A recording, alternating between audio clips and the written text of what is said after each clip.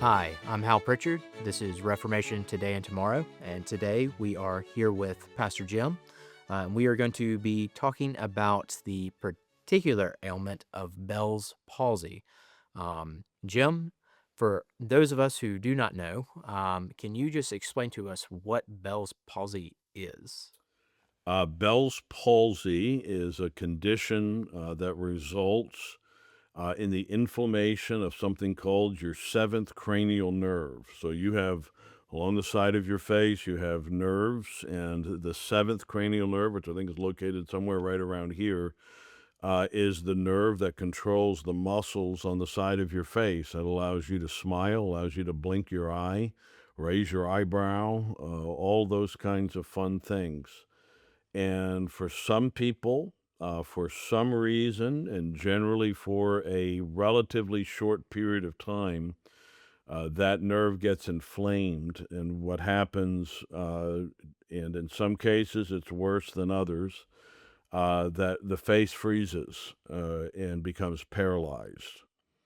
In my condition, I had I had one of the most severe cases that some had ever seen. And so that's what I was going to ask next. You are not just someone who knows a lot about Bell's palsy, but you are someone who has Bell's palsy.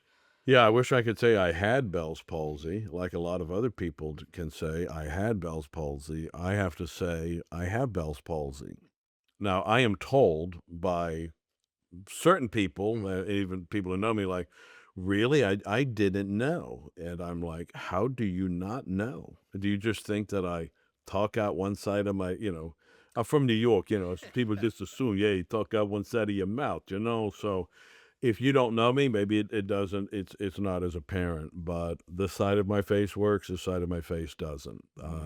It is better than it was. It occurred My bout with Bell's palsy began in November of 2018, uh, exactly 1 week after Thanksgiving. I was sitting at my desk here at the church building, and I felt my tongue going numb and my eye began to water. I was eating a Chinese takeout, and and for a minute I thought maybe I had bitten to a pepper or something, a hot pepper that was causing the numbness in my lips and tongue. And I knew about Bell's palsy. My wife had had it when she was Mm. a teenager, and I had a friend that had had it. So it kind of is in my mind that when I recognize that I can't smile on that side of my face, or my eyebrow isn't going up, or whatever, that something's something's wrong. So I recognize that it might well be Bell's palsy. It worsened over the next day or two, to the point, uh, I could probably get a picture up, if somebody wanted to see it, of what I called my Quasimodo phase, where my eye bulged out, and my lip curled down significantly, and my tongue was paralyzed. Half my tongue was paralyzed. So it goes exactly right down the middle of your face. It's really striking how that can happen in a case like my own, where I was talking a bit. It was hard for me to be able to say, and be able to say like P8 sounds or T8 sound, diphthongs and those sorts of things were difficult. So that happened on a Thursday, and it actually then entered into a period of 8 weeks where I didn't preach, uh, which in a lot of ways was really good for me. I had thought, and we'll talk more about Bell's palsy in a minute, but I thought that this might be the end of my ministry. I thought I may have lost the ability to speak, and I didn't want to stand in front of the Lord's people and not be able to speak clearly, to be garbled, and have people just feel sorry for me. I didn't want to be a distraction. I have a little thing I call my doctrine of ministerial invisibility, and that is that just do as much as you can. Just don't draw attention to yourself. Don't dress goofy. Don't have something in your teeth when you're in front of people, because I didn't want anybody thinking about me. I want them to think about the Word. And I felt that if I stood before people looking like I looked and talking like I talked, that people would be talking about me and not Christ. And so I went 8 weeks without preaching. During that time, I was pastoring and meeting with people, usually sitting like this as I talked to them. Often had a cloth or a wet rag over my face because I couldn't close my eye for 6 months, and so I often had a moist towel or cloth over my to keep my eye from drying out. Mm. Uh, but living with the recognition that this was it, that or this might be it, this may be the end of my ministry. I also had to deal with just with the um, being in public. I'll tell a funny story with Go this. ahead. Might as well. So my kids were involved in a local drama project Mhm. here and did shows and whatnot, and my wife and I helped out. Well, a few days after I got Bell's palsy, I had to decide. They were having an event, a dinner, to honor the program, and the question was, would I go? Would I go? And I had determined I'm gonna live my life. If people are grossed out because of the way I look and whatnot, or don't know what's going on, or shocked by how I look or that sort of thing, I thought I'm just gonna live my life. But I also was being a little bit low key, and so again, when I would sit and hold my hand in front of my face, and usually have a wet rag or cloth over my eye, and I would also had to cover my mouth because when I ate, food would fall out of my mouth, or I would drool a lot, or liquid would pour out, and all this sort of stuff. Well, anyway, we're doing the program, and we're sitting in the place, and the director of the program stands up and says, "We're doing something new this year. We're giving away an award, a plaque to honor those who have contributed." And would Jim and Becky Savastio stand? So I literally had to stand on a stage with a spotlight on me. I'm trying to melt into the furniture, and no, I had to stand up with a literal spotlight. I was like, I don't want to be in the spotlight. Well, how about a literal spotlight? So, but again, you just have to say, look, that's just the way that it is. I sent an email to the congregation. I described what was happening, and I thought, well, I'm going to come to church. I'm not going to hide. Some people have a hard time. I mean, it's your face, it becomes the inability to smile, or or just the thought that people are looking at you has caused some people that are afflicted with Bell's palsy to really struggle being in any kind of a social setting. But I determined really from the first moments on that I was going to be among God's people. I was going to interact. I was going to have fellowship and all of the rest. I didn't necessarily want to be up front. I didn't, and I wasn't up front. And again, and for a time, I didn't know if I would ever be again. So you mentioned this just a second ago, but there are those who do suffer with Bell's palsy. Um, some of them are just now getting it. It's kind of a shock. They see Yeah. themselves in the mirror. Right. They're, you know, mortified, Yeah. possibly. Um, and they don't know how to work through that emotionally and possibly spiritually. Why did God send this affliction upon Hmm. me where I don't feel like going out? I can especially see and maybe we don't want to target just the women, but I could see in particular women who suffer with this ailment of not wanting to go to church, not wanting to be out in general. Right. What's some counsel that you would give as someone who has gone through that has, suffered through somewhat of the, I don't want to, but I know that I need to. Uh, Right. what what what would you say to brothers and sisters, but primarily our sisters who are Yeah. And struggling so with again, those if there's things? anybody listening to this who, again, maybe this is new to you, and maybe part of the reason you've clicked on this is because you're scared about this, and I obviously in my own case, this has lasted, and it most likely will be permanent. Uh, hopefully, Lord willing, in your case, you're going to have to go through this for a period of days or weeks or at most months. I think that generally speaking, within 3 months, most people are over it, but that's still a significant amount of time. Our faces are obviously our faces are important to us. If our faces were scarred, if something had happened to us, like there are people that are having to deal with burns or with other kinds of scarring, and our face is what we look at. That's the first thing we see. We look at somebody and we look for their eyes and generally we look at their face. That's what we associate with people. It's not like, oh, I saw your hand somewhere, or it's, want to say it's good to see your shoulder, it's good to see your face, or we are face to face people, and so I recognize, and we may be very self conscious about this, and again, I had to deal with this to some degree. And again, my case was quite severe. I looked anybody who looked at me, I had people who were like, "What in the world?" They didn't know if I'd been hit with some kind of a severe allergy or stung by a bee or whatever it was that was doing this to my face and causing me to talk the way that I did.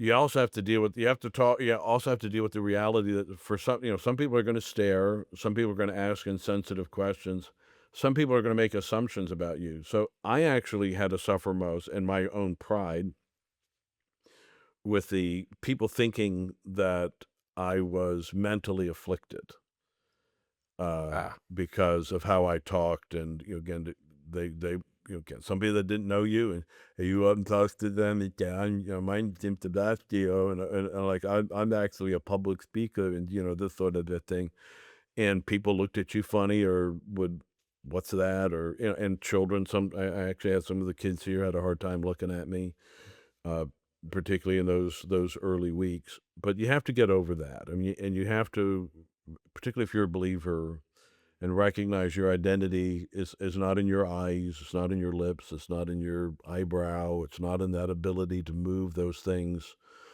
But the Lord knows you, the Lord loves you, and God's people love you. mm. And my sweet wife, I thought, you poor thing having to kiss me, and But that was before the Bell's palsy as that's well, well. exactly. It was pretty much that's what Mhm. I've said to some. It made it easier in my case because you're already a little bit on the gruesome side. So I thought if I'd really been good looking, I actually had a friend of mine who's a very handsome man who's told me he felt worse for me than I did for me, and I said that's because you look like you. I said, I said yes. If something happened to that face, it would be an absolute tragedy. I Mm. said in my case, it's just a little less so. It's an So interesting story, to say the least. yeah. Um, Well, Hal, I don't know if you know this part of the story. hmm, It was August 16th, 2020. No, April 16th, 2021.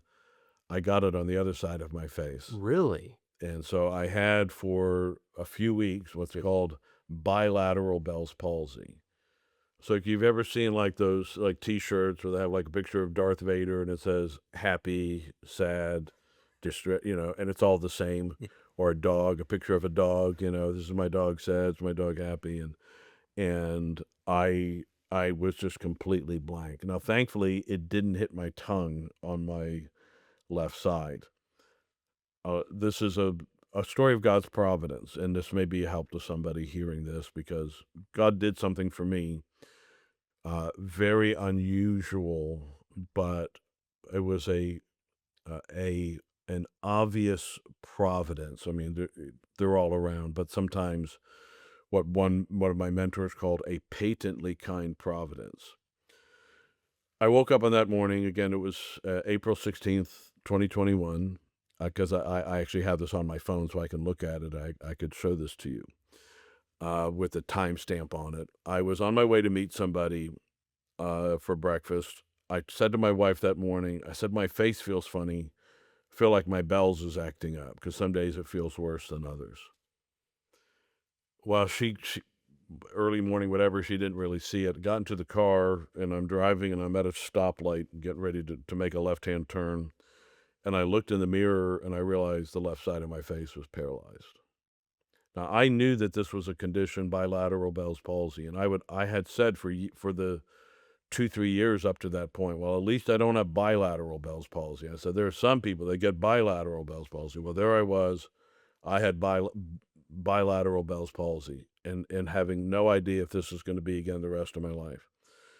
At the exact moment as I'm sitting at the stoplight waiting for it to the arrow to turn green, my phone buzzes, and I look down, and there's a message from a teenager who used to go to the church I hadn't seen for probably 2, 3 years. They had never sent me anything before, and they've never sent me anything on this message since. But it was the text, "Come unto me, all you that are weary and heavy laden, I'll give you rest." Certainly a I timely word. Yeah, I mean, at that I again, it just was at that it didn't come later in the day. It didn't come the day before. It didn't come before I knew it. It came literally at the exact moment that I saw that I had it, the text, "Come unto me, all you that are weary and heavy laden." Because as I looked at it, my initial thought, of course, was not, "Thank you, Lord. I love these trials." It was, and I want to be very careful with this because there's a text in Job 3 where Job says, "What I feared most has come upon me." And that's too strong an exaggeration. But it is something I knew about, and if you had said to me, "What would you think if you had bilateral Bell's palsy?" I thought, "Well, I've learned to live with this. I have learned to live contentedly with this. I have learned in whatever condition I am to be content." And so this is part of this. This is God's plan for me. There's nothing I can do about it.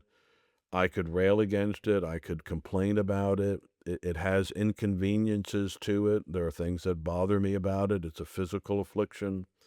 I'm vain enough, despite everything I have said, to when I look at pictures or I see in a video that I'm there and I'm mindful of the way my face looks. Other people may not be. I sure am. I'm mindful that I can't pronounce words the way that I used to be able to pronounce words. I am mindful I can't smile like I used to be able to, that my grandchildren have never seen a full smile from grandpa. And I'm sad about those things, but I've learned to be content that this is what God has for me. And discontentment doesn't change your circumstance. And so it's like, well, I could have this and be discontent, or I could have it and learn to be content. And that's really what I think God is calling us to. And so when this came upon me on the left side, so I had the left and right side, and I thought, okay, if this is what the Lord has for me, if this is the rest of my life, then the question is, how am I going to honor and glorify God in it?